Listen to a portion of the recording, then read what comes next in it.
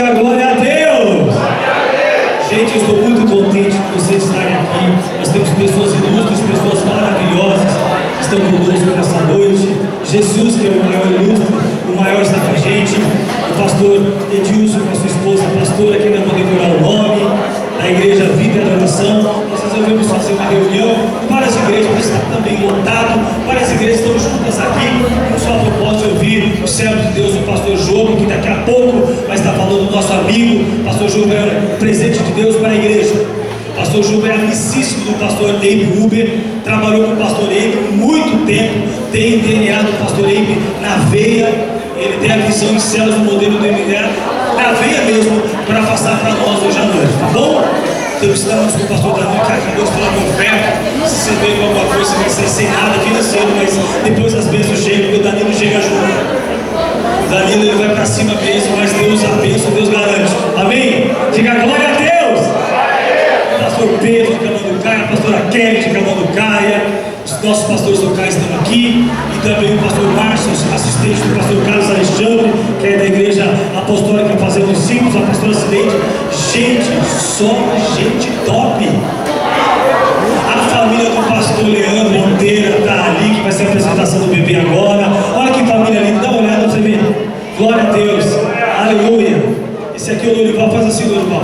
O Lorival já me ajudou tanto nessa obra. O Lorival já emprestou cheque para comprar instrumento. O Lorival já deu o nome dele, é meu amigo, me ajudou muito. Eu agradeço, Lorival, porque você tanto me ajudou. E essa obra também tem um pouquinho do seu dedinho aí que você ajudou a gente, viu? Muito obrigado. Confiar na igreja tem que ter fé. Amém? Então, eu estou contente, eu quero só fazer mais um pedido, porque a Bíblia diz assim, ó, pedir não recebeis o que pedes mal. Então, se você pede mal, não dá certo. Se você pedir bem, você recebe. Amém? Então, eu quero pedir agora para você ficar de pé, por favor. Aí você vai procurar pelo menos 15 pessoas. Faça isso que dá tempo, eu vou falar tranquilo. Pelo menos 15 pessoas, você fala assim, meu irmão, com todo respeito, você conseguiu tanta beleza desse jeito? 15 pessoas. Ah, eu quero ver.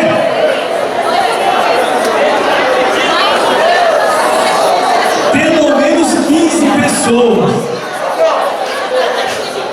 Você conseguiu tanta beleza desse jeito.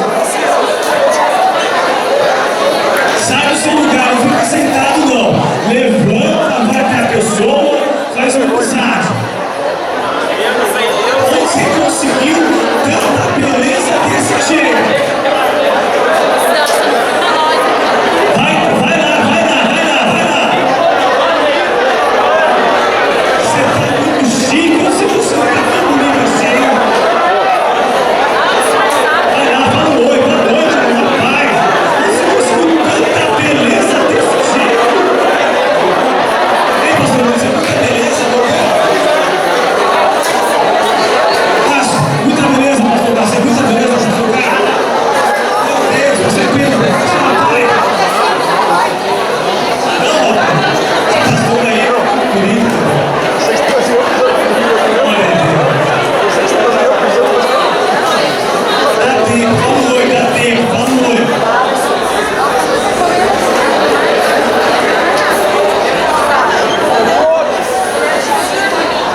Glória a Deus. Vamos abrir, por favor, meus irmãos, eu vou falar 5 minutos. 5 minutos. Já vou estar apresentando para vocês, para quem não conhece o pastor João. Bom, 1 Samuel, no capítulo 1, no versículo de número 20. Você entrar devagarzinho, por favor, vou requitando. Você pode pegar um copo com água. Deus, pastor de perdões, tudo bem, pastor? Tudo bom? Meus queridos, boa noite. Então você pode pegar só um copinho com água para se sentar devagarzinho, tá bom? O pastor Leandro é discípulo de Cristo, é meu discípulo, está ali. E ele quer apresentar o filho dele, que foi um presente de Deus, que Deus deu para ele esse ano, o João Miguel. Ele falou, pastor, eu quero que o Senhor apresente o meu filho no telão. Eu não tem problema, eu vou apresentar agora. Não tem nada, pastor, só que você segura, que eu não consigo segurar a criança pequenininha, tem recém que cai. Então ele vai segurar, eu vou segurar na mão dele. E a gente vai orar pelo filho dele junto com a família. Pode vir toda a família, a Iraci, o João. Eita glória! E pode vir aqui na frente, tirar uma foto chique. certo? Vai ser de vez. Toda a família Ferreira, é isso? Pode chegar aqui à frente. Clemente Ferreira vai ser de Rua de Bragança. Jesus, olha assim. Não está brincadeira, não. Então, vou ler esse versículo, nós vamos explicar esse versículo. Então, depois nós vamos orar, porque Deus está aqui. Quem crê, levante a mão e diga aleluia! Nós vamos para cá, vamos orar. E Deus vai tomar posse do João Miguel, para que ele seja um grande profeta de Deus. É isso mesmo, João Miguel, um grande profeta do Senhor. Daqui a história bíblica. 1 Samuel, capítulo 1, versículo 20. E sucedeu que, passado algum tempo, Ana concebeu e teve um filho. E chamou seu nome Samuel, porque dizia ela: eu tenho pedido ao Senhor. E subiu aquele homem Eucana com toda a sua casa a sacrificar ao Senhor o sacrifício anual e a cumprir o seu voto. Porém ela não subiu, mas disse a seu marido: quando o menino for desmamado, então levarei para que apareça perante o Senhor e lá fique para sempre. Ela dedicou esse filho a Deus. Ana, ela queria um filho e Deus queria um profeta. Por isso que deu certo. Ana queria um filho, Deus queria um profeta. Então o que aconteceu? Deu casamento, deu certo a coisa. Então, porque ela apresentou o Samuel para Deus, Deus fez dele um homem de Deus. Com pessoas como o pastor Leandro e a pastora Ana Paula dizem assim: não, eu vou apresentar, eu vou entregar o meu filho a Deus. O que acontece? Eles estão liberando a bênção de Deus sobre esta criança, para que ele se torne um profeta, um homem de Deus nessa terra. E é isso que nós declaramos nessa noite sobre a vida do João Miguel, que ele será o profeta de Deus nessa terra, porque foi isso que a mãe dele faz assim, irmão, por favor, minha linda irmã, a mãe do pastor Leandro. Foi isso que ela fez com o pastor Leandro quando o pastor Leandro era pequenininho.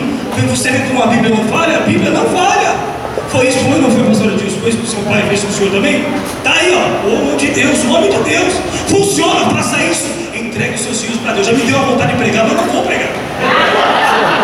Sabe, pastor João, eu preciso ser um cara, porque você é o nosso convidado especial. Eu e você. Aí comecei a empolgar, pode ser mal educado como o nosso amigo. Mas então, queridos, ela fez isso com o pastor Leandro. O pastor Leandro, quando era pequenininho, falava para todo mundo, brincava assim: eu vou ser pastor, eu vou ser pastor, eu vou ser pastor. Estava brincando, e aí da brincadeira se tornou sério o negócio. E também a apresentação do João Miguel é sério, porque ele vai se tornar um profeta de Deus, porque os seus pais e a sua família vão apresentá-lo diante da igreja, diante do povo de Deus, testemunhando que ele será um grande homem de Deus. Vamos chegar junto aqui, meus lindos, cheguem no altar, por favor, em nome de Jesus, cheguem para cá. Vamos tirar, pode vir toda a família, porque vamos ter uma foto aqui junto. A foto aí, segura a bênção aí, pastor Leandro. Gente, está até de gravatinha, acredita? Está na doutrina! De gravata! Cara, eu posso vir aqui, cuidado, aqui tem um vão aqui que está meio. Pode vir o seu bolso, foi uma bênção. Você falou bem dele. É o serralheiro, foi puro. Ô João, você também é forte, que coisa linda, meu Deus. Cara da mãe. Glória a Deus. Tá de gente, está de gravata, aleluia! Olha que belezinho, olha, João, olha lá, ó. Gente, olha a gravata, olha a linguinha, olha. Pode chegar a família, vamos, a gente siga devagarzinho aqui, cuidado para não cair, tem um pão aqui atrás. Só cuidado para não cair aí. O Bis, ele é muito amado pela família, todos falam bem do Senhor. Todos falam bem do Senhor. Bem, gente, posso ficar devagarzinho? Vamos enfiar o pé no buraco aí, que Deus é mais, hein? Vai enfiar o pé no buraco. Então eu quero pedir, por favor, para você ficar em pé conosco. E você pode estender as mãos para nós apresentarmos o João Miguel ao Senhor. Ele será um profeta de Deus em nome de Jesus. Estenda suas mãos para abençoá-lo. E tire foto, quem puder tirar foto, que isso tem que registrar, pelo amor de Deus. Senhor, nosso Deus e nosso Pai, em nome de Jesus, diante da sua presença, do seu altar, nós, Senhor, eu, pastor Leandro, a pastora Ana Paula, toda a família, uma família cristã, uma família que teme a Deus, nós apresentamos o João Miguel diante do seu altar, assim como Ana entregou, ofereceu o seu filho a Deus, e ele se tornou um profeta. Assim nós declaramos em nome de Jesus nessa noite paz, prosperidade, saúde, e que o João Miguel seja um homem de Deus, um profeta do Senhor, e que a tua mão seja sobre ele a partir de agora e sempre, em nome de Jesus. Obrigado porque esse menino veio trazer alegria a toda a família e a igreja, em nome de Jesus.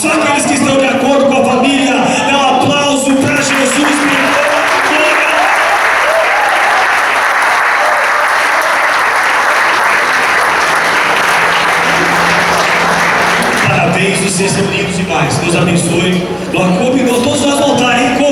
Concorre, apertadinho, meu irmão. Glória a Deus. Que Deus abençoe. Obrigado. Foi o show, vai do som,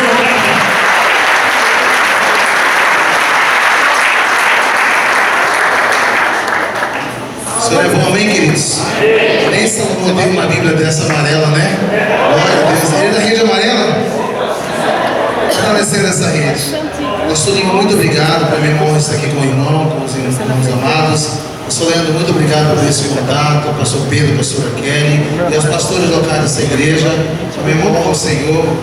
Eu queria que você aplaudisse a Deus, amém? Por esse tempo juntos. Aleluia.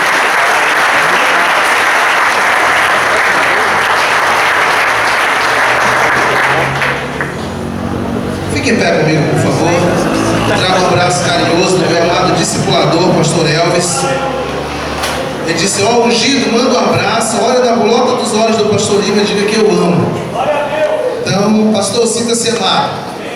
Pastor Elvis tem sido uma bênção na nossa vida, na nossa história. Nós estamos debaixo da cobertura do pastor Eibe. Eu queria que você pegasse a sua Bíblia rapidamente e erguesse comigo dizendo assim: esta é a infalível, poderosa palavra de Deus, e é nela que eu baseio a minha caminhada e a minha vida de fé. Amém? Glória a Deus. Antes de sentar, um abraço ao seu irmão. Aleluia. Era só para fazer essa declaração de fé. Pode sentar. Hoje no Tadel, quero agradecer ao pastor Carlos que está aqui comigo. Pastor, muito obrigado. Hoje à tarde eu tomei um café muito gostoso na casa do pastor Edilson com a sua esposa. Muito obrigado, pastora. Tive o prazer de conhecer o pastor Danilo também. Pastor, você é um homem puro, né? Na parte de uma administração de oferta dessa, a gente tem que realmente dar glória a Deus, né? Pela vida de Manauá, né? Então, é Manauá, né? É isso mesmo. Obrigado ao Senhor. Hoje é um Tadel, diga assim comigo, Tadel. Diga assim, treinamento avançado de líderes. Algumas pessoas não têm vindo para o Tadel, ou não vão para o Tadel da sua igreja, porque dizem assim: eu não quero ser o líder de célula. E eu quero perguntar para você, aonde está a letra C da palavra Tadel? Não existe. Tadel é um treinamento avançado de líderes. Você precisa motivar os seus liderados, ou do seu ministério, ou das células, ou de qualquer lugar do seu trabalho, da sua faculdade, a vir estar aprendendo aqui princípios de liderança que farão toda a diferença na sua vida, na faculdade, na sociedade, em qualquer lugar. Por quê? Porque nós fomos chamados para sermos líderes. A essência da liderança já está em nós, porque o próprio Deus, Ele habita dentro de nós. E eu quero falar sobre esse desafio. Alguns perguntam assim: pastor, nós somos uma igreja em célula, nós trabalhamos com grupos familiares ou reunião dos lares. Eu quero fazer uma pergunta: todos serão líderes em uma igreja em célula? Eu quero dizer para você que eu também já pensei assim. Hoje eu cheguei à seguinte conclusão: todos podem ser convertidos de verdade, membros de uma célula, discipulados por alguém, anfitriões de um grupo pequeno. Se são anfitriões, podem até ser líder desse grupo, mas nem todos serão líderes. Porque se todos forem líderes, onde estarão os liderados? Se todos forem pastores, onde estão as ovelhas? Se todos forem supervisores, onde estarão aqueles que estarão supervisionados? Então, em todo lugar nós temos que ter equilíbrio. E quando eu falo sobre desafios de um líder relevante na conquista do reino, eu falo sobre, o primeiro desafio é entender o que é reino, entender o que é relevância no processo desse crescimento, e entender qual é o meu desafio nesse contexto. E eu quero olhar para você que tem essa palavra escrita relevante. Olha para a pessoa que está do seu lado e diga assim: você é um líder relevante. Queridos, eu não sei se você observou, mas nos últimos anos apareceram algumas palavras no nosso vocabulário que há mais ou menos 2, 3 anos atrás nós não usávamos. Pastor, que palavras são essas? Empoderados, relevante. Vamos lá, o que mais? Ressignificar. Qual é outra? Resiliência. É tanta palavra nova que a gente fica assim, cara, será que eu sou uma palavra relevante? Porque eu não sei nem o significado de ser relevante. Mas só que nós relacionamos relevante a sucesso, multiplicação, sermos grandes, sermos multiplicadores. Que a impressão que nós temos é que se nós não multiplicamos, nós não somos relevantes. Se nós não aparecemos, nós não somos relevantes. E eu quero dizer para você que a palavra relevância tem muito mais a ver com propósito alcançado do que com crescimento e multiplicação ou estar em evidência. Vamos lá. Jesus foi um líder relevante? Foi.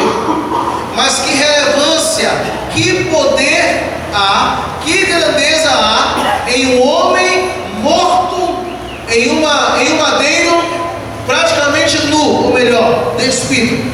Não há relevância nisso. Mas a atitude de Jesus na cruz foi relevante. O ministério de Estevão, alguns dizem que foram de 15 a 18 horas o seu ministério. 18 horas de ministério, sim, mas foi um ministério relevante. Moisés, 80 anos caminhando com Deus e tendo experiência, mas apenas algumas experiências desses 80 anos foram relevantes. Quais delas? O chamado dele para o Egito, quando Deus aparece para ele na sarça ardente. Então, eu quero que você desassocie relevância com crescimento e multiplicação, porque pode ser que você não multiplique tanto quanto você gostaria, mas você pode edificar pessoas da forma que Deus gostaria que você fizesse. Amém? Mas eu acredito que se nós estamos em um processo de crescimento, eu preciso alcançar o reino de Deus. Tem muita gente hoje frustrada no reino. Tem muita gente hoje frustrada na visão celular, dizendo assim: eu não acredito mais nessa visão, parece que eu não consigo alcançar, parece que eu não consigo manifestar tudo aquilo que Deus tem para nós. E eu quero pedir para você olhar para dentro de você essa noite e dizer assim: Senhor, sonda o meu coração. Eu quero realmente entender qual é o meu maior desafio nessa conquista do reino, porque eu quero conhecer a tua vontade para a minha vida. Queridos, eu acredito que nem todas as igrejas serão megas igrejas. Nós estamos vivendo um tempo hoje onde tudo tem que ser mega, onde tudo tem que ser muito bom, onde tudo tem que ser de excelência. E nós paramos e pensamos assim: peraí, Salomão tinha o templo pronto, já havia tudo com excelência, mas ele foi passar uma noite de oração e pediu assim para Deus: Senhor, o prédio está todo pronto, o templo está pronto, mas falta uma coisa. O que falta? A tua presença. A tua presença. E nós estamos vindo de uma história de cristianismo onde muitas igrejas não tinham teto, não tinham parede, não tinham banco, mas cresceram, ganharam almas e foram relevantes naquilo que foram chamadas a Deus para fazer. Então eu quero que você relacione a Deus, a palavra relevante, ao seu chamado. O que Deus te chamou para fazer, o que Deus te chamou para conquistar, o que Deus te chamou para adquirir nesse contexto de tamanho crescimento. E eu quero que você e eu aprendamos nessa noite a crescer um pouco mais em Deus. Irmãos, eu sei exatamente qual é a minha porção. Se você pergunta assim: Pastor Jova, qual é o seu propósito na caminhada com o Pastor Elvis? Eu vou dizer assim: o meu propósito é fazer com que o ministério do meu pastor seja um sucesso. Eu sou um co-pastor. Pastor Elvis hoje tem sido chamado pelo pastoreio para supervisionar as igrejas do estado de São Paulo, e eu tenho assumido o dia a dia da igreja juntamente com a minha esposa de Sorocaba, e tem sido uma bênção. E eu entendo que o meu propósito hoje é cuidar das ovelhas locais que o Senhor tem nos dado. Olha para o seu irmão e diga assim: vamos aprender? Vamos lá. Pastor, eu gostaria de ter uma vida mais tranquila, um ministério mais tranquilo, porque eu estou liderando algo. Aí você diz assim: pastor, eu não sou líder de célula, mas eu estou aqui. Quantos aqui não são líderes de célula? Levante sua mão. Levante bem alto sua mão. Pastor, olha quantas pessoas aqui que podem liderar uma célula. Levanta de novo, irmão. O pastor vê quem é você. Amém? Eu quero falar que mesmo que você não seja ainda líder de um grupo pequeno na sua igreja, você já faz parte de uma célula. A sua família é um núcleo celular. A sua escola acontece através de um núcleo celular. Então nós já estamos em crescimento. Se você quer uma vida tranquila e sem esforço, não seja um líder. Sabe por quê? Se você não quer se esforçar, então não seja um líder. Porque existem inúmeras pessoas hoje que sonham com algo grande, mas elas não querem o trabalho para conquistar esse algo grande. Tem pessoas sentadas na arquibancada da vida que vão ver o trem passar a vida toda e nunca vão conseguir crescer. Por quê? Porque eles não serão líderes relevantes. Nenhum sonho funciona a menos que você o faça funcionar. Queridos, eu sei que você sonha que a sua igreja cresça. Eu sei que você sonha que a sua igreja se multiplique. E nós vivemos um tempo hoje onde nós temos que crescer com excelência. Deus tem nos dado um seminário esses últimos dias para mim com a minha esposa, que é pastoreio com sabedoria. Como pastorear no ambiente que nós vivemos? Como pastorear em meio a tantas transições no ministério? Como pastorear diante de pessoas que chegam de uma outra realidade na igreja e depois saem dessa realidade? O que fazer com aqueles que estiveram um ano conosco e decidem sair? E o que fazer com aqueles que estiveram em outra realidade e chegaram conosco? Você já perguntou isso? Então você tem que ser um líder que tem que agir com muita sabedoria para aquilo que Deus te chamou. E eu quero compartilhar com você Provérbios capítulo 14, versículo 4. O texto está no telão. Esse texto ele não é o texto que você lê e você entende ele de maneira clara. Ele diz assim: onde não há bois, o celeiro fica vazio, mas da força do boi vem a grande colheita. Você pode ler comigo no 3? Amém? 1, 2, 3 e... Onde não há bois, o celeiro fica vazio, mas da força do boi vem a grande colheita. Querido, esse texto diz o seguinte: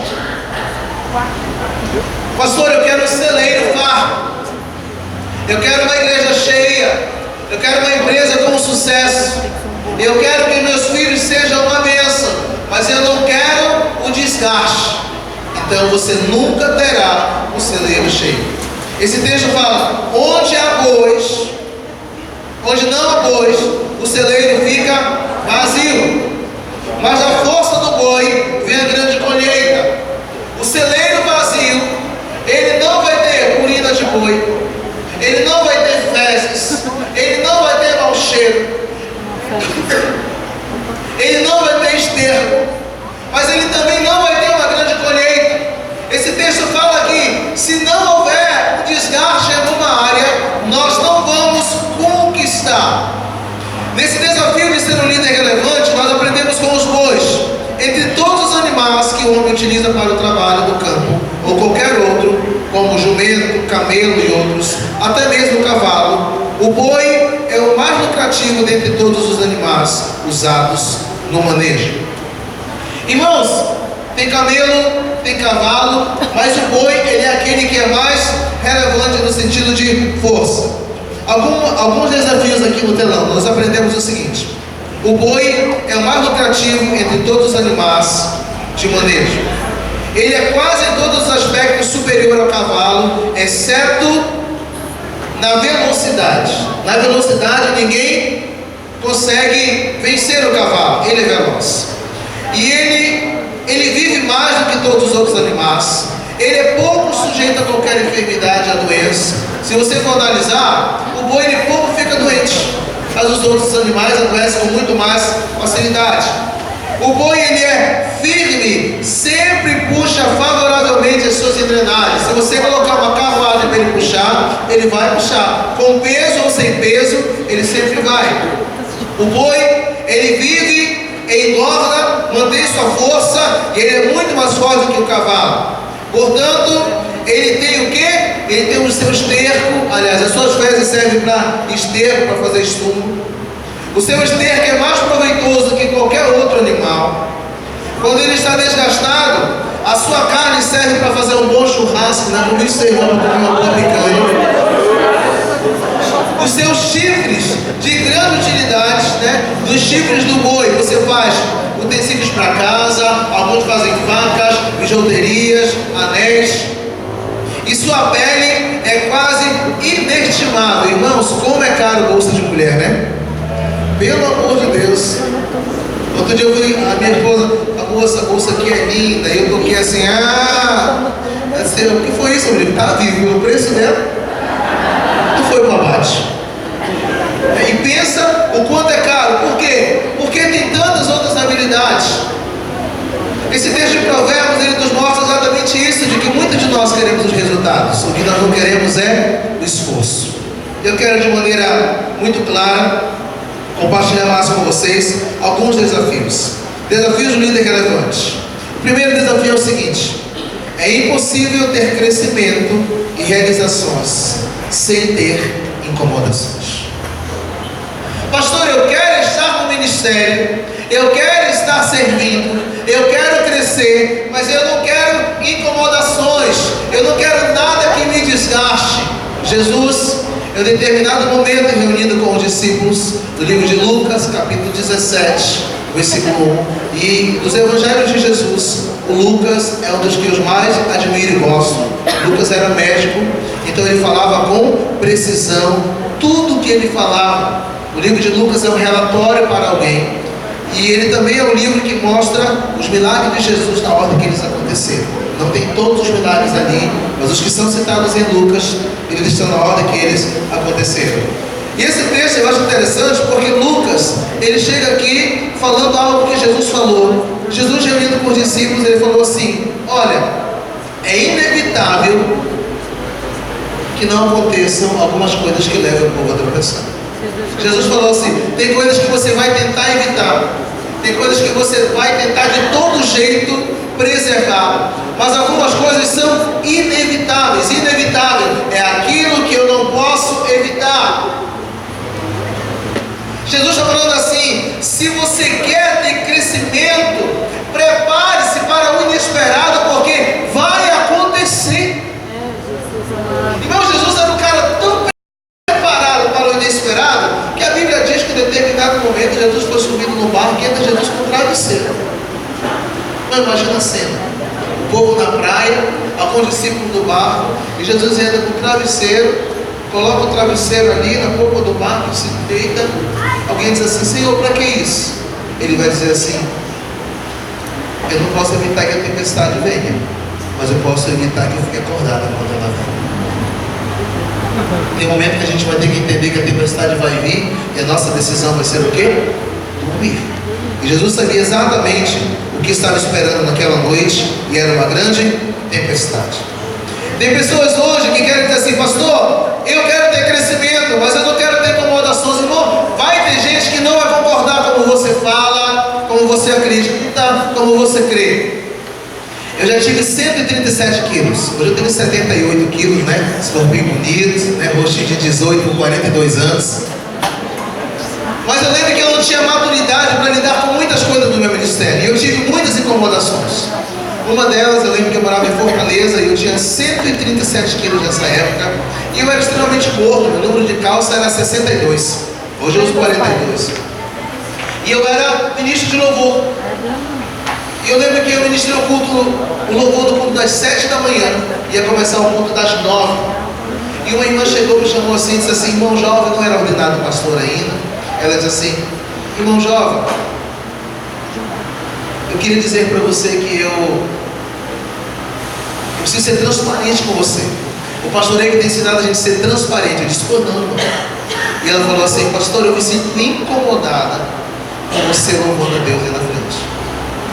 Você é desproporcional a esse ponto. Você é gordo demais. Ainda mais quando você vem com um macacão que você tem. Diz que eu tinha um macacão dízimo, uma camiseta preta por baixo, um macacão. Eu sou bem estiloso, né? Quem já me viu sabe disso. Então, ela diz assim: eu não consigo adorar, eu não consigo louvar a Deus. Irmãos, eu confesso para vocês que aquilo chegou no meu coração, e eu tinha que tomar uma decisão. Ou eu me posicionava, ou eu tomava aquilo como uma afronta. Eu olhei para aquela irmã e eu disse: irmão, eu tenho duas coisas para dizer para você. A primeira delas é: feche os olhos, assim você vai adorar melhor. A segunda delas é que em determinado momento a Bíblia diz que uma mulher chamada Mical, ela desprezou o marido dela no coração dela. E a Bíblia diz que aquela atitude a tornou estéril. Mical foi a única mulher que a Bíblia diz que era estéril, que morreu estéril. Olha para o seu irmão e diga assim: quando você critica o ministério, a adoração do outro, você gera esterilidade no seu ministério, na sua vida. E eu tomei aquilo, meu coração apreensivo, fui embora com o companheiro. Eu tenho uma relação boa com o companheiro há muitos anos. E eu me ajoelhei diante do vaso sanitário. Eu falei assim, eu disse: Senhor, eu quero te dizer que meu coração não está bem, mas eu decido te adorar. Eu decido te adorar. Irmãos, eu fui para aquele culto, comecei o louvor. Eu disse: irmão, nós não íamos cantar essa canção, mas eu gostaria de cantar uma canção que diz que como filhote de boi selvagem saltarei. E nós tínhamos mais ou menos o nosso palco, era essa altura aqui assim. E eu comecei: como filhote de boi selvagem saltarei. E eu pulei no púlpito, fui embora, corri, subi de novo, pulei. Nossa, eu nunca pulei tanto naquele dia. E aquela irmã, ela não havia participado do culto das 7, ela ia participar do culto das 9. E ela estava sentada ali na terceira fileira. E eu louvei o Senhor. Sabe por quê? Porque eu sabia que para que eu me mantesse no ministério, eu precisava vencer as incomodações. Quantas pessoas hoje estão incomodadas porque as pessoas dizem ou falam no seu ministério de você? Deus chamou você, irmão, Deus não chamou ele não. E você tem que ter consciência de que algumas coisas são inevitáveis. É impossível ter muitas boas realizações sem ter incomodações. Olha o seu irmão assim: prepare-se, porque você ainda vai ter muitas incomodações. Eita Deus! Desafio do líder relevante. Aprendendo com bois. Segundo ponto, vamos lá. Os olhos do líder estão focados no crescimento e não nas grandes conquistas, e não nas incomodações. Diga assim comigo: os olhos do líder estão focados no crescimento e não nas grandes conquistas. Eu vou traduzir isso em outra palavra. Irmãos, faz alguns anos que eu decidi não esperar resultados. Porque pode ser que os resultados que eu quero não cheguem. Pode ser que aquilo que eu almejo nunca venha. E eu vou dar alguns exemplos para vocês. Pela glória de Deus, nós temos viajado a alguns lugares e temos o privilégio de ir a algumas igrejas. E às vezes ele nos coloca em alguns hotéis, outras vezes em casa de pessoas, né? Eu estou com sono desse ano em cama do Caio, com o pastor Pedro, com a pastora Kelly. Quero desfrutar daquele lugar horrível, né, irmãos? Não é aquele lugar bonito, né? Eu estou brincando. É um lugar bonito, agradável. Tem um monte de verde ali do lado, né? Posso passar por aqui para Bragança também, que fica aqui do lado. E às vezes nós vamos em alguns lugares. E eu tenho dito para mim o seguinte: quando nós vamos de carro para algum lugar, eu olho para ela e diz assim: você já sabe, né? Ela diz assim: eu já sei, irmão. Nós vamos parar no restaurante que vai ser o nosso restaurante. Se der, a gente vai sentar numa padaria que vai ser a nossa padaria. E se a gente for hospedado na casa de alguém, nós vamos aproveitar tudo que temos. Se formos para um hotel, nós vamos aproveitar tudo que temos. Sabe por quê? Porque eu desencanei daquelas tão sonhadas férias de 30 dias. Porque pode ser que ela nunca venha, mas ele não desgasta com a diária em nenhum hotel. Quando eu vou me hospedar, eu pergunto assim: tem sauna? Tem piscina? Tem academia? Onde é que fica o restaurante? Mostro aqui, a hora que começa o café da manhã. Eu posso levar a fruta para o quarto depois do café? Sabe por quê, irmãos? Tem gente que está esperando aquelas férias que talvez não venham. E eu nunca vi alguém que passou 30 dias de férias voltar disposto, volta mais cansado. O problema é que nós temos desperdiçado muita coisa que não precisávamos desperdiçar. Nós estamos tratando de um casal, eu e a minha esposa, e nós vamos conversar com ele. E eles estavam querendo separar, e eu disse: olha, Deus vai nos dar graça, não vamos ajudar esse casal. E nós chegamos ali naquele dia, eu falei assim: disse, olha, nós queremos ajudar você. E eu disse: olha, nós vamos ajudar em muitas áreas. Como é que vocês estão nessa área? Eu fui falando algumas coisas para eles e tal, e nada dava resultado. Aí teve uma hora que eu falei assim: eu disse: olha, nós vamos marcar uma próxima reunião. E eu queria que vocês trouxessem uma lista de coisas que eu vou pedir para você. Não falei o que era, deixei evangelista com eles. Na próxima semana nós viemos lá. E nós temos 3 meses para poder restaurar o casamento deles. E a gente orando pelo casamento dele. Ele não jejuaram nenhum dos dias dos 3 meses. Nós jejuamos 3 meses, ele e Nilton. Às vezes você vai ter liderados que não vão orar pelo milagre que é deles. É você que vai ter que gerar isso no sobrenatural. Sabe o que nós aprendemos isso? Com Jesus. Um dia Jesus olhou, os discípulos estavam chamando palavrão, contando piadinha. Aí Jesus falou assim: Pai, eu me santifico através da vida deles. Por causa dessa santificação de Jesus, a santificação veio sobre a vida dos discípulos. Aí quando foi na próxima semana, eu cheguei com esse casal, eu falei assim: cadê a lista que eu trouxe para vocês? Está aqui. E ele falou assim: cadê o que eu pedi? Eu disse: pastor, não tem. E o que foi que eu pedi para eles? Eu quero foto impressas, eu quero vídeo, eu quero a foto do casamento de vocês, eu quero foto de momentos, de viagens. E eles eram um casal que tinham uma condição financeira boa, já haviam ido para a Europa, viajado para alguns lugares. E ele falou assim: que fotos, pastor? Se ela disse que nunca está bem para bater uma foto. O cabelo nunca está arrumado. A maquiagem nunca está boa. Os almoços de família faz questão de bater a foto, mas não está na foto. O álbum do nosso casamento ela jogou fora porque ela achou que as fotos não ficarem boas. E eu olhei para ela e falei assim: como é que Deus pode trazer na memória aquilo que você não guardou? E eu falei: mas não tem problema. Aí eu liguei para uma amiga nossa que era fotógrafa e falei assim: tem como a gente fazer uma sessão de foto sábado? Isso era uma quinta-feira. Ela disse: tem. Marquei com ela. Eu disse: meu amor, ajude ela a separar umas roupas. E fui com o erro, chororô. Sabe, irmãos, naquele dia, aquele homem confrontou a esposa com algo que aparentemente fazia parte da natureza dela. Eu não gosto de foto, eu não sou fotogênica. Irmãos, como eu amo voltar na casa da minha mãe e ver aquelas fotos. Eu tenho uma foto que eu estava nudo, 3 anos de idade. Está lá na estante da minha mãe em Santarém. A gente pega as fotos, joga no chão, porque eram impressas, né, as fotos daquela época, né? Hoje em dia você pede o celular, acabou com as fotos. Então guarda no HD, tá? Imprima, uma qualidade boa.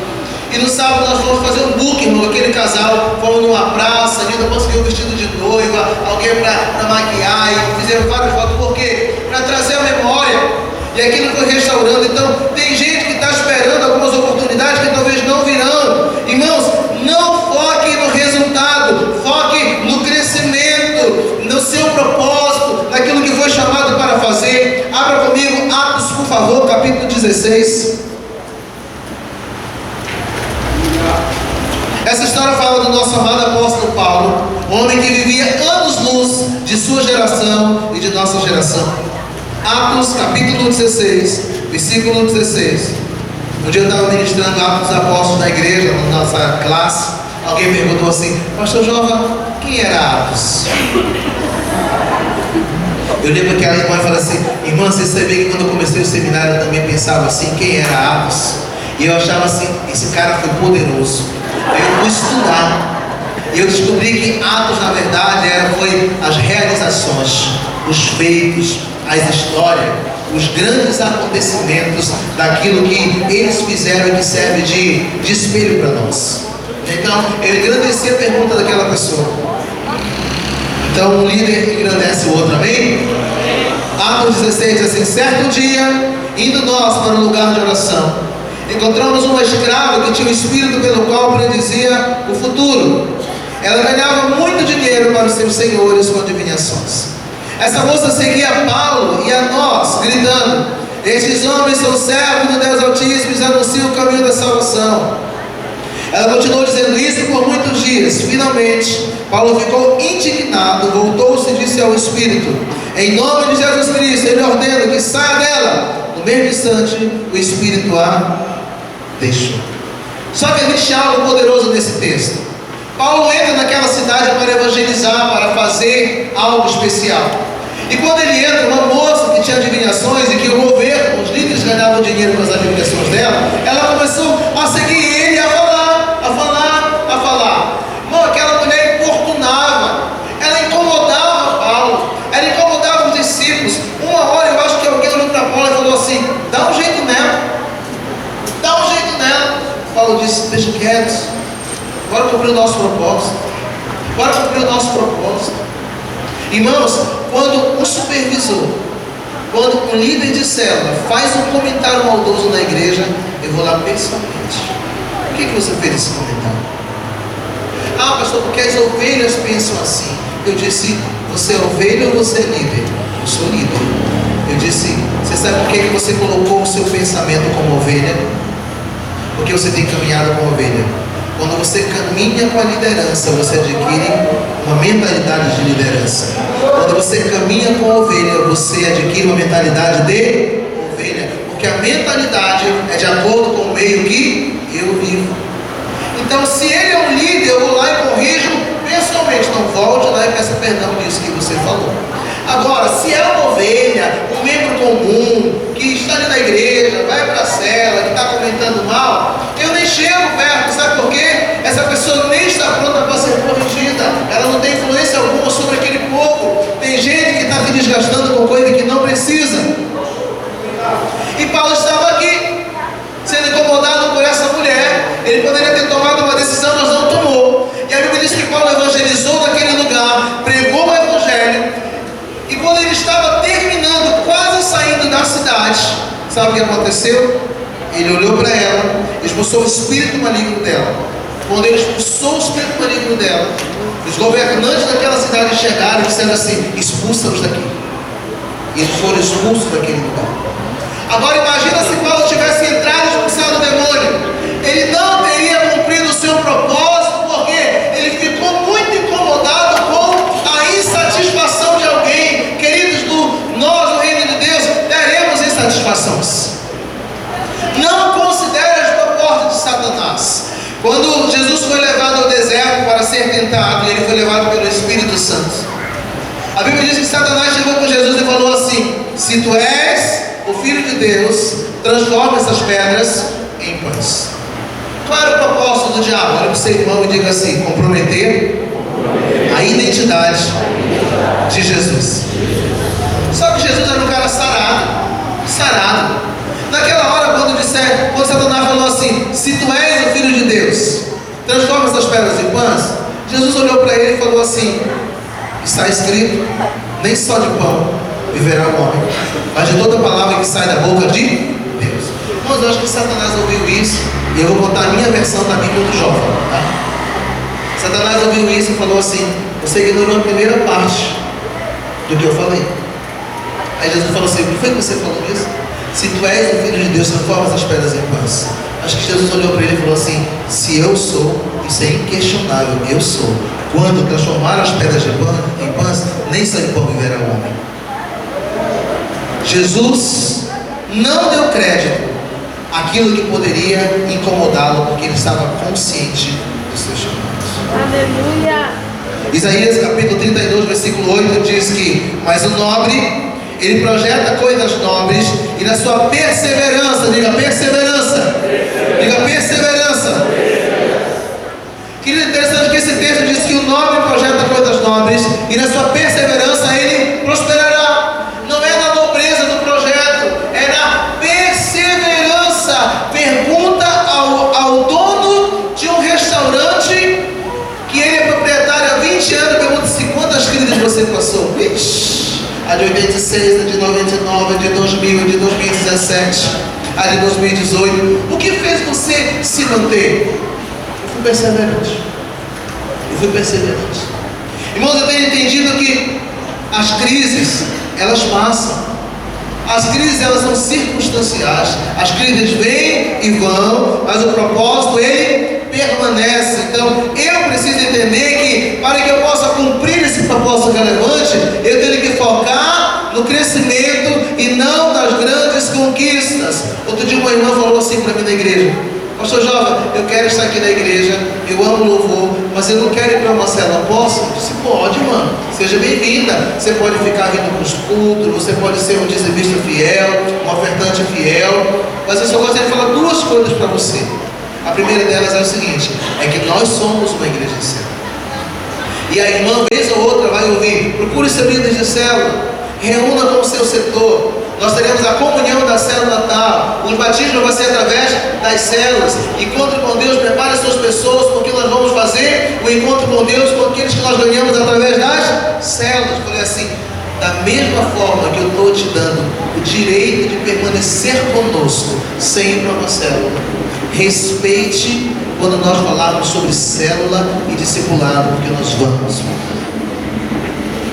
A segunda coisa é que é uma questão de tempo para você se sentir deslocada. Porque você vai entender que tudo é através das células e você vai dizer assim: ah, eu estou me sentindo peixe fora d'água, me colocam fora. Ninguém lhe colocou, você decidiu não entrar. E um peixe fora d'água, ele morre. Eu disse: o que eu faço? Ele disse assim: a mesma decisão de não ir para uma célula, você pode tomar uma decisão de ir para uma célula. Se deu o direito de viver essa experiência. E ela foi para uma célula e deu certo. Amém? Terceiro ponto: desafio do líder relevante, aprendendo com o moço. O líder foca no propósito e não nas diferenças dos liderados que geram incomodações. Irmãos, nem todo mundo vai ter um nível de percepção, de crença e de consciência. Nem todos os nossos liderados vão crescer com a mesma velocidade. Existem pessoas que têm um tempo de resposta diferente do outro. Sabe o meu conselho? Respeite o tempo de crescimento de cada um. Respeite o tempo de crescimento de cada um. E como nós estamos fazendo esse seminário sobre liderança inteligente, pastoreio inteligente, eu quero citar algumas coisas nesse ponto. O líder foca no propósito e não nas diferenças dos liderados que geram incomodações. Por que nós hoje estamos perdendo mais do que ganhamos? Existem muitas razões. Uma delas, eu até compartilhei com o pastor Edilson, semana passada, eu creio. Ele foi de carro juntamente com o pastor Carlos a Sorocaba me levar. E eu compartilhei algo que nós vivemos nesses dias. Nós cuidamos de um casal de pastores ali em Brasília. E aquela pastora me ligou. Me disse: pastor, eu queria conversar com a pastora Nilda, mas ela não pode falar, eu preciso falar com você. Eu disse: amém. Ela disse: pastor, eu estou muito triste. Tem líderes de célula, supervisores, que estão dizendo assim: nós já tivemos culto mais poderoso do que nós temos hoje. Agora parece que tudo gira em torno da célula e do discipulado. Depois que nós nos tornamos MDA, parece que isso se tornou uma referência. Então, esses líderes estão insatisfeitos, estão dizendo assim: é palavra do culto de 1h30, é um culto de 2 horas, e a gente sai da igreja sem ser edificado. E supervisores e líderes de célula, pastores que estavam comentando. Aí olha o exemplo que eles deram. Nós estamos hoje assistindo na mídia pessoas que pregam 1 minuto e trazem uma revelação. Pastores que usam 30 segundos na internet e trazem uma palavra rema. E às vezes 1h30 de palavra do culto não nos edifica. E ela fala assim: pastor, o que eu faço? Como é que eu vou lidar com isso? Eu não sei, eu estou frustrado. E eu falei para ela: vamos uma coisa de cada vez. Primeiro eu vou tratar de você, do seu coração. Porque meu papel como discipulador é cuidar de você e do seu marido. E eu compartilhei um texto que diz que se você caminha com um homem e eles os cansaram, o que dizer quando começar a competir com os cavalos? Preste atenção sobre esse texto que diz. Ele diz assim: se você caminha com um homem e ele os cansaram. Sabe o que esse texto está dizendo? Você não cansou, foi alguém que te cansou. Não fala de uma exaustão pessoal, não é uma exaustão própria, não é algo que você trabalhou, se faz de bom. Foi alguém que te cansou. E esse texto fala: por que essa pessoa te cansou? E irmãos, às vezes Satanás vai colocar a pessoa do nosso lado, a gente vai caminhando, a pessoa vai fazendo assim. E a gente cansa porque aquela pessoa nos fez cansar, mas não que nós estejamos cansados. E o texto fala: se você caminha com um homem e ele os cansaram, será que você está hoje pesado no ministério porque convicções de outros, pensamentos de outros, desistência de outros cansou você? E a gente está cansado de ouvir que o desistente nunca vence, mas o vencedor nunca desiste. Então, esse texto fala de que algumas pessoas vão parar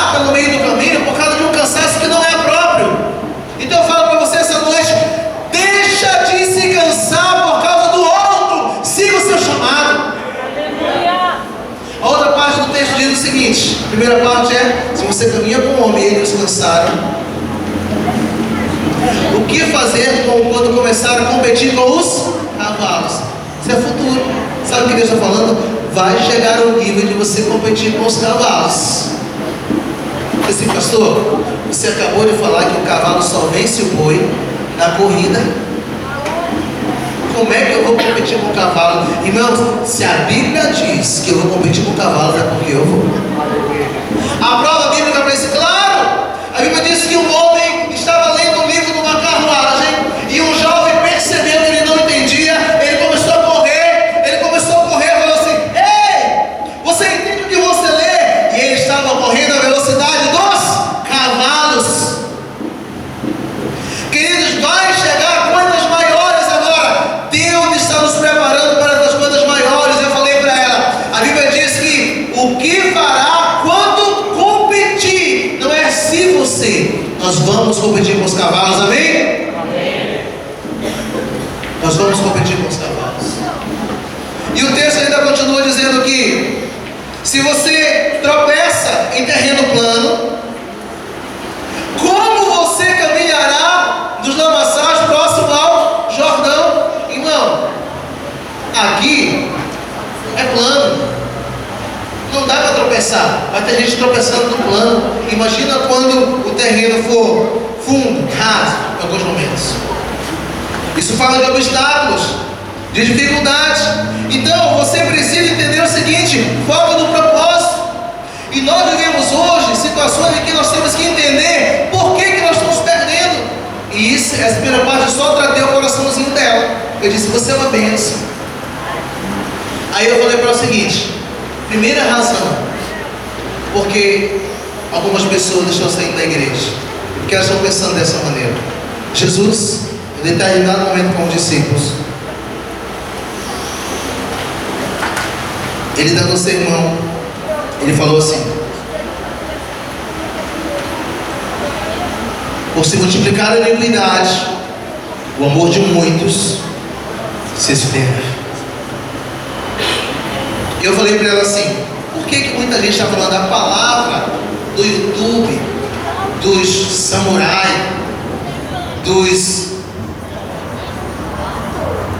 gurus da mídia, de 15 minutos, de 30 minutos, de 1 minuto, nos edifica mais do que uma palavra de 1h30? Sabe por quê? Porque esses caras colocam a palavra de 15 minutos, de 30 minutos, e não é errado isso, não é errado. Porque eles têm uma plataforma na internet, eles precisam alimentar o canal deles. Então a palavra de 1h30 não vai para lá. O que vai para lá é apenas 15 minutos, 3 minutos, 1 minuto, 30 segundos. Então eles têm que pegar uma palavra que seja revelada para o cara e dizer: uau! E aquilo chamou a atenção. Só que o propósito dessa pessoa nunca foi de edificar, foi alimentar a plataforma dela. O propósito dela nunca foi tratar e consolidar a sua família. Sabe qual foi? Alimentar o canal do YouTube dela. E você pode ver que as mensagens, elas são filmadas onde tem um cenário, tem um banquinho onde o cara está sentado, tem uma luz lá atrás. Já percebeu que é tudo igual? É uma agenda que é feita, que o cara faz uma exigência dizendo assim: olha, eu vou pregar, eu prego 1h30, mas a cada 15 minutos eu quero intervalo para mudar a camisa, mudar o banquinho e trocar o cenário. Mas será que foi pregar naquela igreja? Ou foi gravar o material para colocar no YouTube? E nós, pastores de uma igreja local, precisamos pregar 45 minutos, 1 hora, porque nós estamos edificando famílias. Estamos tratando pessoas que vêm do mundo cheio de pecado, onde o versículo que ele olhou na internet de substância emocional não vai tratar o pecado dele, que é carnal, onde ele vai receber aquela palavra de vitória, vai dizer tchê. Mas o pecado continua. Alguns domingos atrás na minha igreja eu coloquei o tema da palavra: culto do decreto. Sabe como comecei o culto? Levante, fique pé. Eu vou declarar agora: famílias abençoadas, casamentos. Quem quer crer? Vem aqui. Quem quer a família restaurada? Vem aqui. Isso agora sempre. E sabe o que eu podia fazer agora? Puxar a descarga e ir para casa. Porque todo mundo quer a palavra de decreto. que as pessoas não querem é dizer assim: eu decretei que você vai ter um casamento abençoado, mas você vai ter que ser fiel a uma mulher, vai ter que largar a pornografia. Aquele adultério que você estava cometendo, você vai ter que deixar. Seus filhos vão ter que deixar de se prostituir dentro de casa, porque você quer que seus filhos sejam seguros, como preservativo, traz para casa para transar em casa. Não adianta declarar se você não ensina como viver. E o que nós vemos de culto de decreto, irmão? E eu falei para ela: essas pessoas, elas estão pensando isso porque elas não estão cuidando de pessoas. Nós cuidamos de família. E sabe, nós já tivemos o coração tão mais quebrantados. O nosso nível de pecado está tão grande dentro da igreja, com os nossos liderados, que o pastor prega sobre pecado aqui na igreja. O nosso nível de pecado é tão grande que ele diz assim: é para mim. Com certeza falaram alguma coisa. Ele viu, ele sabe. Porque se o nosso coração estivesse em Deus, quando a gente ouvisse isso, sabe o que a gente faria? Glória a Deus. A gente faria assim: Deus está tratando comigo. Senhor, é para mim, eu preciso mudar, eu preciso largar esse pecado. E eu falei para ela: essa é uma das razões pelas quais essas pessoas estão pensando assim. A segunda maneira é porque o texto que Jesus diz assim: ou se multiplicar a iniquidade, o amor de muitos se esfriará. Essas pessoas estão pensando assim porque o amor dela pelo Senhor e pela palavra se esfriou. Pastor, o que fez o coração dela se esfriar? Diga assim comigo: iniquidade. Pastor, o que é iniquidade?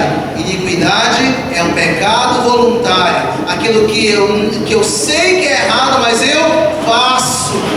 Deus está dizendo assim: elas estão vivendo nesse nível de pecado porque elas decidiram viver erradamente, e isso as fez esfriar dentro dela. Não tem nada a ver com a palavra que o pastor está ministrando, não tem nada a ver com a maturidade que está sendo gerada, tem mais a ver com o pecado que nunca foi tratado e trabalhado na vida dela. E eu preciso entender que eu preciso ser um líder que Deus me chamou para ser esse pastor relevante dentro daquilo que nós temos. O líder foca no propósito. Qual é o meu propósito? Edificar a igreja. Qual é o meu propósito? Discipular alguém com propósito. Alguns dias atrás, eu estava discipulando alguém e esse meu discípulo me ligou. Ele falou assim: pastor João, ore por mim. Eu disse: o que foi que houve, filhão? Pastor, você sabe que eu estou vencendo aquela área da pornografia e você ser um site pornográfico, ore por mim. Eu disse: amém. Orei por ele no celular e eu falei: decore Filipenses 4:8.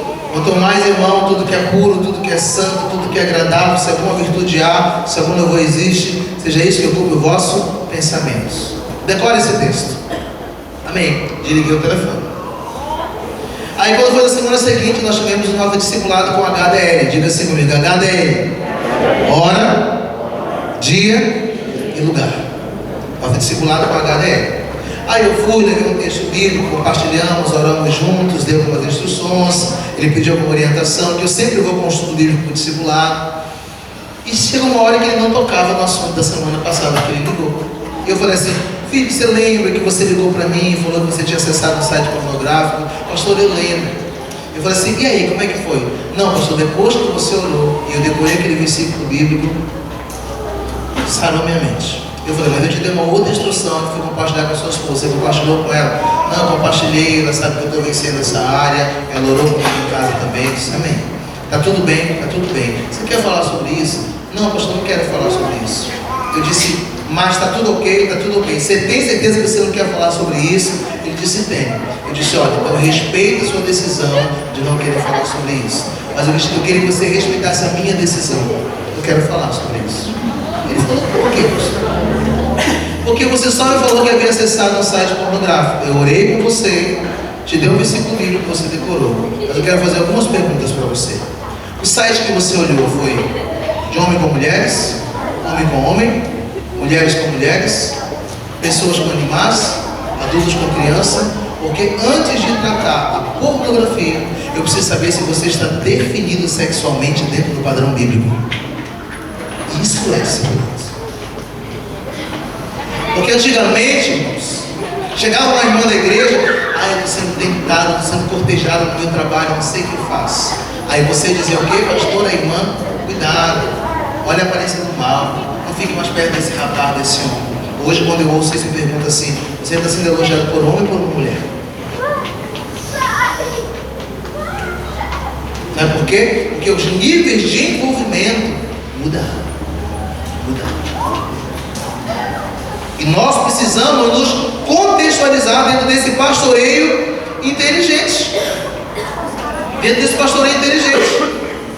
A outra coisa que eu falei para essa irmã, eu falei assim: que tipo de palavra vocês têm ministrado na igreja? Porque, irmãos, eu estou falando para pastores e líderes aqui, líderes de célula. Ela disse: pastor, nós temos pregado e ministrado a palavra. Aí sabe o que foi que ela... Eu falei assim: outro dia seu marido ia ministrar uma palavra para casais, né? Ela disse: é. E eu disse: qual era o tema? O tema era... Obrigado, querido. Vamos aplaudir esse irmão, amém, querido?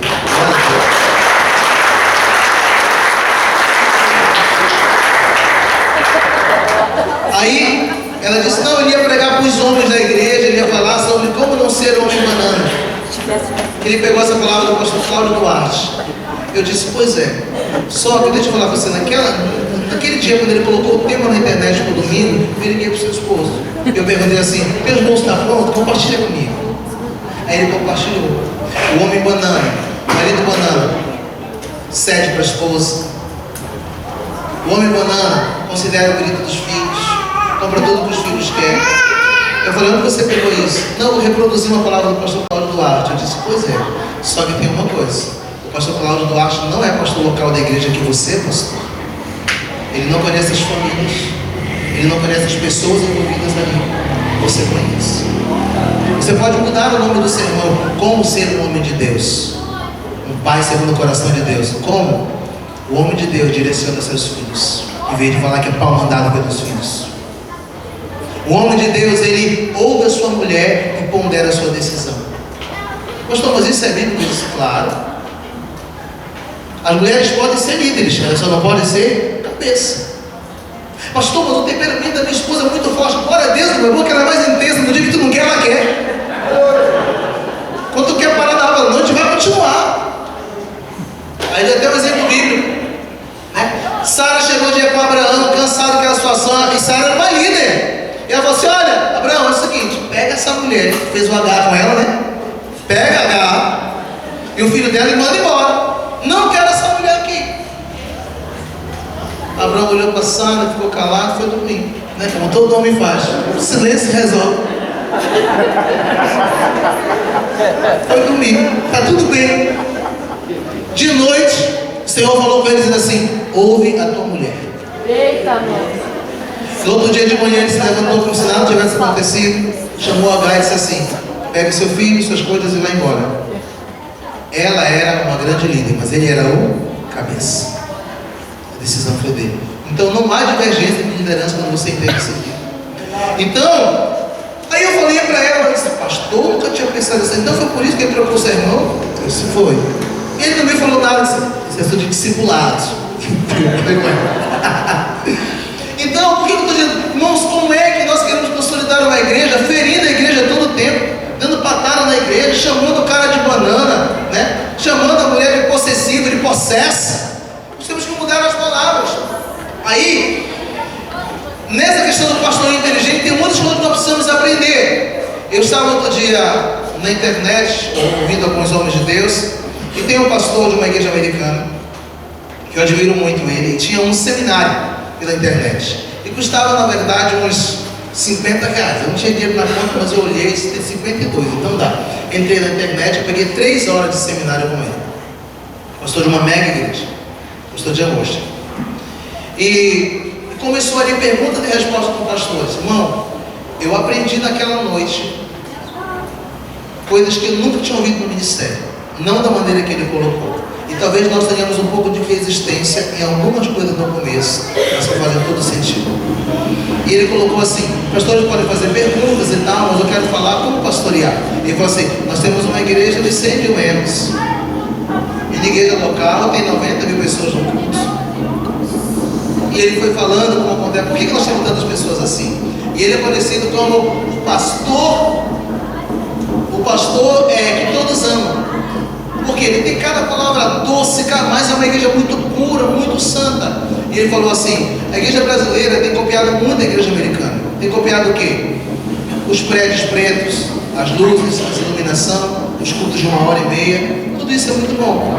Assim como nós comemos muito com a igreja brasileira, nós precisamos aprender mais sobre célula, ele falou, precisamos aprender mais sobre reunião dos lares, discipulado, então tem referências do Brasil que nós queremos aqui. Mas tem algumas coisas para o pastoreio que a igreja americana, a igreja brasileira precisa aprender. Os pastores brasileiros são invasivos. Eles invadem a vida das pessoas de maneira desrespeitosa. Aí todo mundo está perguntando, o que seria invadir a vida de uma pessoa de maneira desrespeitosa? Aí ele deu um exemplo. Eu falei, eu vou dar um exemplo básico na minha igreja. Ele falou assim, se eu encontrar uma moça da igreja, e eu encontro ela e falo, oi filha, tudo bem, pastor? Um abraço, Deus abençoe sua vida, dá um beijo nos seus pais, eles estão bem? E aquela mulher assim, pastor, meus pais estão muito bem, inclusive eu estou muito feliz, porque eles permitiram que o meu namorado durma em casa. Nessa hora como pastor, o que eu faço? Uau! Seus pais são tão cuidadosos com você. Manda um beijo para eles, Deus abençoe. Eu vou para casa, eu anoto aquilo, eu oro sobre aquilo. Eu oro sobre aquilo. Eu oro sobre aquela família, sobre aquela moça, sobre aquela situação. 2 semanas depois, eu começo a anunciar na igreja. Vamos começar uma série no próximo mês sobre santidade. Como viver o melhor de Deus. E eu vou para o púlpito da igreja pregar uma série de um mês, em 4 domingos, sobre santidade. Primeiro, Deus é santidade. Aspectos que comprometem a santidade da vida de alguém, a vida moral. E eu explico o que é adultério, a relação extraconjugal. Eu explico o que é fornicação, que é sexo entre solteiros. Eu explico o que é prostituição dentro do próprio casamento. Aquela mulher que quer uma bolsa e diz assim, se você me der aquela bolsa Vitor Hugo, a gente namora com dois. Isso também é prostituição. E é indevido, porque a Bíblia diz que o corpo da mulher pertence ao marido, do marido pertence à mulher. Eu explico o que é masturbação. Explico tudo isso. E ali naquela plateia está o pai daquela moça que permitiu que ela levasse o namorado. Está aquela moça, está aquele rapaz, está a família dele. E eles são impactados pela palavra de Deus e a ação do Espírito Santo. E começam a viver uma vida de santidade. Por quê? Porque um pastor cheio do Espírito Santo pregou a palavra e não jogou chapéu na cabeça de ninguém. Aí o pastor entrou lá e perguntou assim, e agora a gente vai aceitar o pecado na igreja? Ele falou, quem disse que eu aceito? Eu só não confrontei essa pessoa de maneira direta. Ele falou assim, é diferente se essa pessoa falar assim, pastor, eu quero conversar com você no seu gabinete. Eu vou reunir com ela no meu gabinete, como ela está me procurando. Ali eu posso rasgar o verbo e dizer, como você me procurou, você está trazendo esse assunto. O problema é que nós queremos tratar assuntos que não foram trazidos a nós. E a melhor maneira de tratar assuntos que não foram trazidos a nós é ministrar da forma bíblica na palavra de Deus. E sabe, irmãos, a nossa mentalidade como brasileiro, a gente tem resistência em ouvir isso. Sabe por quê? Porque a gente está acostumado a dizer assim, tem gente que está em produção, levanta você que está no teto. Porque essa semana na célula alguém falou de alguém que está liderando. Aí nós usamos da carne, usamos das nossas axiologias, e o Espírito Santo nem pode fazer. Porque ele não tem permissão para entrar. Sabe por quê? Porque o Espírito Santo só convence onde você não quer, onde você não entra para persuadir. Não é persuasão, é pastoreio com inteligência. Sabe por quê? Oração, graça, favor de Deus. Então eu tenho que focar no propósito. Qual é o propósito? Edificar uma igreja. Aí eu aprendo com a minha pastora Elisete. Sabe o que a pastora Elisete diz? Jovem, nunca confronte uma pessoa se você não tem fé que ela vai mudar. Se for só pastor o pecado dela, não confronte. Se for só para ela saber que você sabe, não confronte. Porque tudo aquilo que não procede de fé é pecado. Você só vai gerar um desgaste. Como aprendo com meus líderes? Atos capítulo 3 fala que Pedro e João tinham um propósito. O interessante é que Pedro e João estavam ali juntos com Jesus. Outra coisa que eu quero falar sobre essa questão de focar no propósito e na diferença dos liderados. Irmão, quem era Pedro? Discípulo de Jesus. Quem era João? Discípulo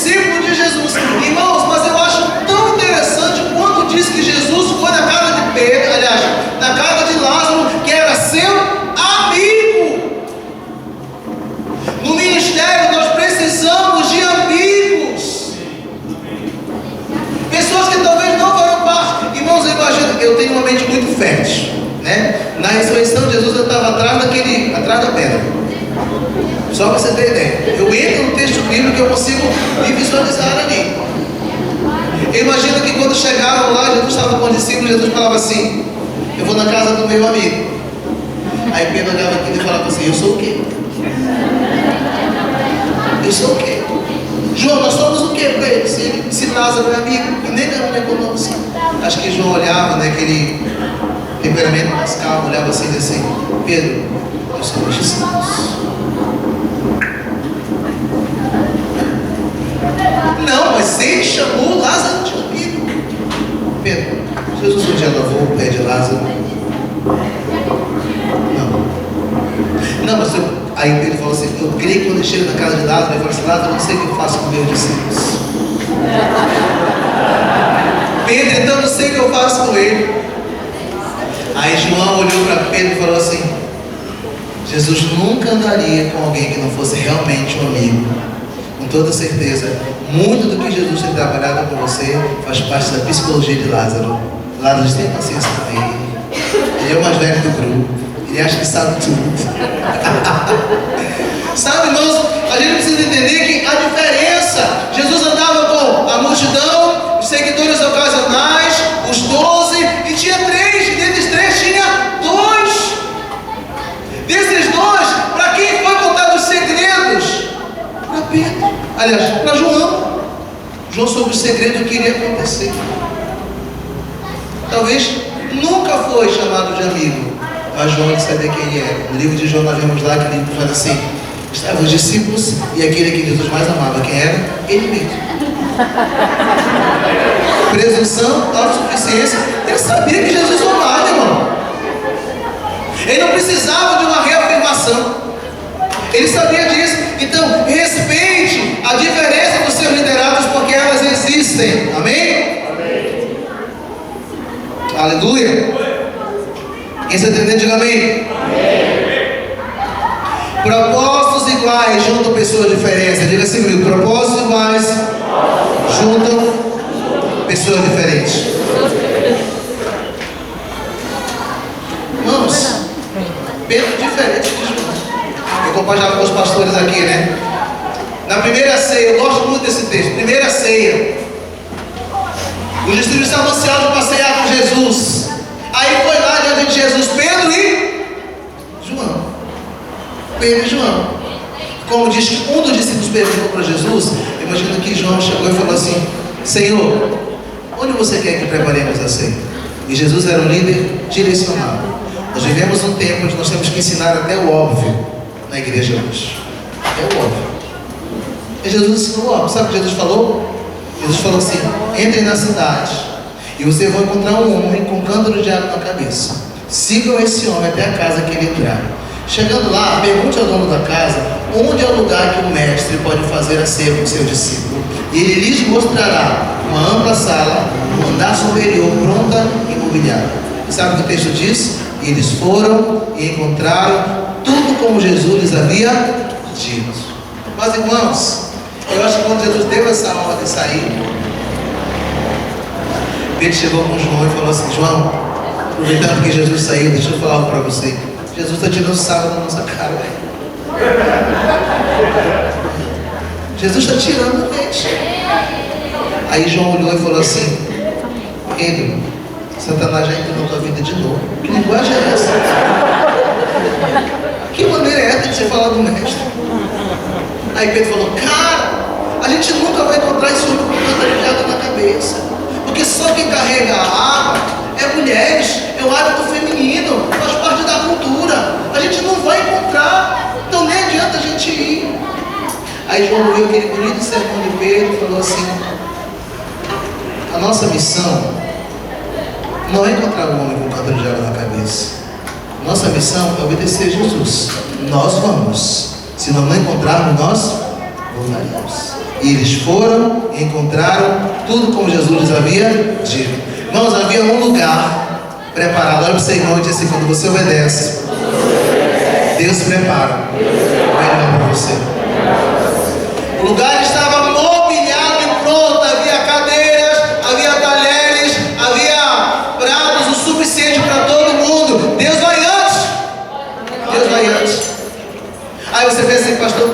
isso, não. Eu não tenho fé para isso, não. Então olhe na bolota dos olhos do seu irmão e diga assim: onde a sua fé não te levar, a tua obediência te leva. Você pode aplaudir ao Senhor?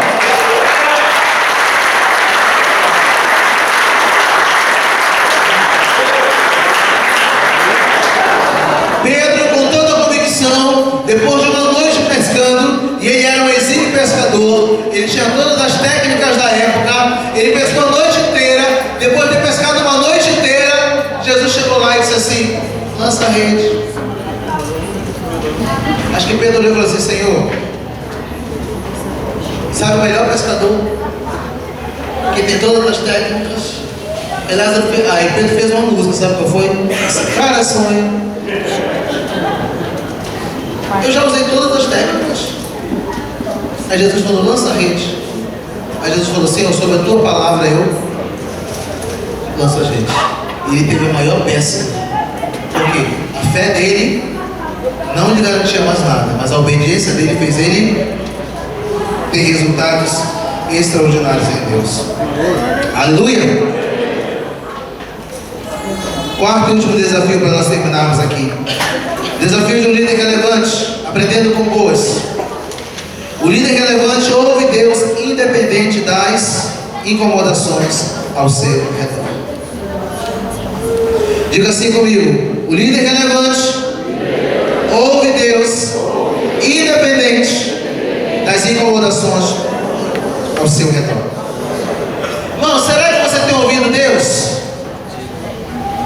Será que você tem ouvido Deus ou você tem ouvido todas as indagações ao seu redor?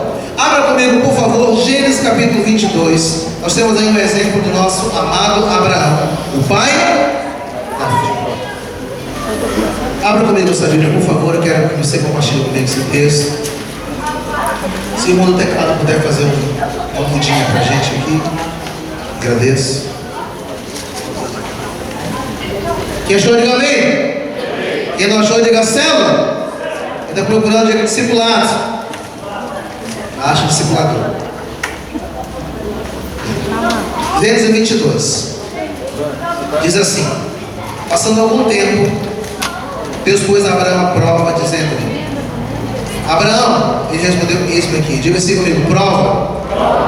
Irmão, geralmente a prova ela é